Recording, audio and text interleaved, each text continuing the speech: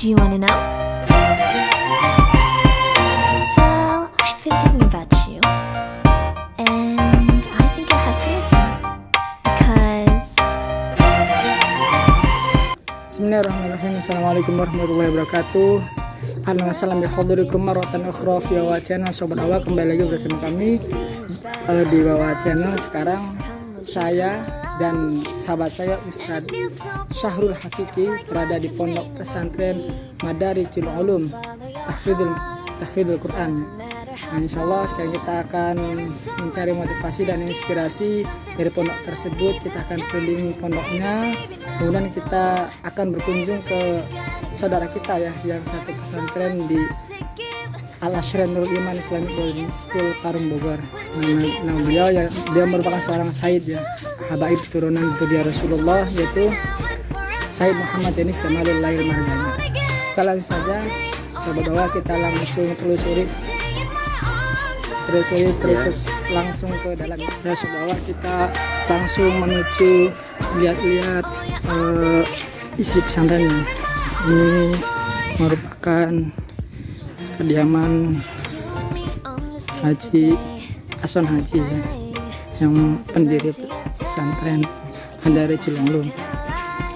Nah, suasana pondok pesantren yang khas yang masih santri salafi seperti inilah. Banyak saung-saungnya. Ini asrama putra ya, yang baru dibangun. Asrama putra, insya Allah akan ada pembangunan baru lagi, 2 lantai yang mencapai hampir 30 lebih kamar atau asrama santri putra. Seperti inilah Sobat Awal suasana pondok pesantren salafi tahfidzul Quran Madarijul Ulum. Baiklah, kita akan sedikit tengok santri putri ya, asramanya. Assalamualaikum Bang. Suasana sekarang sedang istirahat ya, masih jam 8 lebih 40. Kita lihat pondok pesantren putri yang masih sangat asri ya, ini pondok tahfidz. Nah, ini suasananya banyak sekali ya santri putri yang sedang melakukan pondok pesantren Madarijul Ulum Tahfidzul Quran Kasemen Serang ini sangat nyaman ya Sobat Awal, berada di samping daerah sawah gitu ya, yang sangat asri, sejuk sekali kalau pagi. Ya, kita langsung saja ya, temuin Sayyid Muhammad Denis yang kita cari motivasi dan inspirasinya. Bagaimana ceritanya beliau ini sampai di sini ya, padahal beliau ini orang Tangerang ya sebenarnya.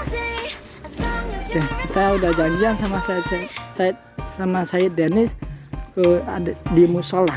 Oh, itu beliau kelihatan dia sedang murojaah. Oke saja, langsung saja ya kita samperin, lewat sini aja Ustadz, nggak apa-apa. Nah, ini kan seperti para wali songo itu zaman dulu seperti ini. Musolanya sebelum masuk itu ada kolamnya kan, biar cuci kaki dulu, mau nggak mau kan cuci kaki seperti itu. Nah, itu kita lihat ya, Sayyid Muhammad Denis Jamalul yang murojaah. Biar kita sedikit mengganggu, tanya-tanya sebentar bagaimana motivasi dan inspirasi ya. Gimana Ustadz Syahrul, siap? Ya, kita kepoin aja nih Sayyid Denis ini bagaimana gitu dalam perjuangan menghafal Qurannya. Oke. Alhamdulillah Sobat Awal, sekarang kita sudah bersama Sayyid Muhammad Denis Jamalul Lail dan kita akan interview ataupun kita sharing bersama Sayyid bagaimana. Kita langsung saja ya. Sayyid Denis ini satu pondok pesantren sama saya di pondok pesantren Al-Asyrah Nurul Iman Islamic School Parung Bogor. Beliau ini kelas 2 SMP, pindahannya sebelumnya dari mana?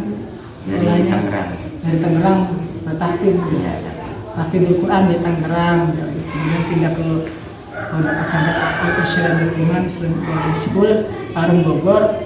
Nah, satu tempat juga sama kami. Nah, sekarang berhubung Pondok Nurul Iman sedang libur gitu, yang libur panjang mungkin efek corona. Nah, beliau ini bahasanya itu ngalong gitu, nyantri ngalong di pondok pesantren ini. Pondok pesantren Mada di Cidoulum, Masjid Kecamatan Pasangan, Serang, Banten. Nah gitu, kita langsung tanya sih bagaimana cerita Said ini gitu. Kok bisa nyampe Serang gitu, ceritanya seperti apa, mungkin dari mana informasinya, nantinya seperti apa sih, dari mana kok bisa nyampe Serang gitu kan, dari Tangerang mungkin ada kenalan siapa? Soalnya apa namanya, saya Sahal tuh alumni mau mondok di sini. Jadinya sebelum saya udah ini kesana aja, biarin mulang hafalan kalau nggak nyapa. Saya biarin ngisi waktu gitu selagi liburan. Oke, jadi dapat informasi dari saudara sih. Jadi ada saudara saya Denis yang mondok natap di sini berarti ya? Iya. Mondok natap di pondok Madani Cidoulum ini. Kalau saya di mondok ya singgah lah bahasanya itu, ngalong masih sangat biasa. Kemudian yang kedua di pondokan Madani Cidoulum tahfidzul Quran. Nah seperti ini kan tahfidzul Quran. Berarti mungkin saya ini tahfidz namanya saya. Tahfidz. Jadi ini tahfidz pertama. Dan di pesantren Nurul Iman juga saya Muhammad Danis ini masuk ke organisasi tahfidzul Quran BHQ ya sobat bahwa di sini juga beliau melanjutkan untuk menjaga hafalannya. Nah sebenarnya motivasi apa sih sehingga saya ini pengen menghafal Quran, motivasinya itu apa sih? Karena saya mau membangkitkan orang tua sebelum meninggal. Terus yang kedua, saya teringat di video seorang Palestina bertanya kepada seorang Indonesia, kamu udah berapa juz di negara Indonesia? Saya baru 1 juz. Seorang orang Palestina itu bilang ke anak Indonesia itu, kamu di negara aman berapa 1 juz? Teringat saya di situnya. Baru saya berjuang untuk menghafal Al-Quran sampai 30. Jadi motivasi Said Muhammad Danis ini salah satunya ya harus membanggakan orang tua, dan mungkin karena penghafal Quran kan luar biasa ya. Jadi diberikan 10 mahkota gitu kan, mahkota kemuliaan yang bisa diberikan kepada saudara-saudaranya yang divonis masuk neraka. Itu kan ada hadisnya juga. Jadi salah satu motivasi seperti itu. Karena kan emang Al-Quran kan is my life. Al-Quran itu ya emang hidup kita itu dengan Al-Quran dan harus bersama Al-Quran gitu. Nah langkah awal untuk memahami Al-Quran tentunya dengan menghafal gitu ya sobat. Oke. Kemudian menurut saya itu menghafal Al-Quran gimana, sulit apa gampang sih sebenarnya? Ya sebenarnya mah tergantung diri kita sendiri. Kalau diri kitanya males mungkin agak sulit. Kalau kitanya rajin itu gampang. Itu jadi menghafal itu tergantung niat ya, niat dan tekadnya. Kalau kita niatnya sungguh-sungguh pasti dipermudah. Seperti janji Allah di dalam Al-Quran gitu sobat bahwa Bismillahirrahmanirrahim walaqad yassarna Qur'ana lidzikri fahal min muddakir. Rasanya di situ walaqad yassarna kan ada lamul qasam. Jadi lam sumpahnya Allah itu artinya Allah, dan ditekankan lagi dengan qad ditakkid kali dalam ilmu nahwu. Walaqad, dan sungguh pasti akan kami yassarna, pakai fi'il mudhari yang menunjukkan kepastian. Walaqad yassarna, pasti sungguh kami akan mudahkan yassarna. Walaqad yassarna Quran lidzikri, Al-Quran itu Allah pasti akan mudahkan lidzikri, ingat-ingat untuk dimurajaah. Fal muttaqin, maka ada orang-orang yang mengambil pelajaran apa yang bisa di Al-Quran tersebut. Nah itu ya, jadi motivasi dari Said. Kemudian tadi Said Muhammad Danis tahu bahasanya menghafal Al-Quran itu mudah, bergantung dengan niat dan tekad Said. Oke, selanjutnya mungkin suka duka saya ketika menghafal Al-Quran itu seperti apa, baik di pondok pesantren Al-Asyadul Iman Islamic Boarding School ataupun di sini selama hampir sebulan ini saya Duka. ya barangkali saya tuh sampai ngapal sampai tertidur atau seperti apa gitu ya. Pernah saya kalau di Noliman tuh sampai ngapal sampai ketiduran, sampai lelah. Kalau di sini soalnya sini makan banyak waktu, jadinya ada waktu istirahatnya, jadinya saya jadwal kalau di sini. Jadwal jadinya nggak terlalu lelah, nggak terlalu mencapekan. Karena kegiatan di sini masih nggak terlalu banyak ya. Emang semua itu butuh perjuangan ya, apapun, apalagi menghafal Al-Quran. Kalau kita pikir-pikir Al-Quran ini kan 30 juz, kemudian berapa surat?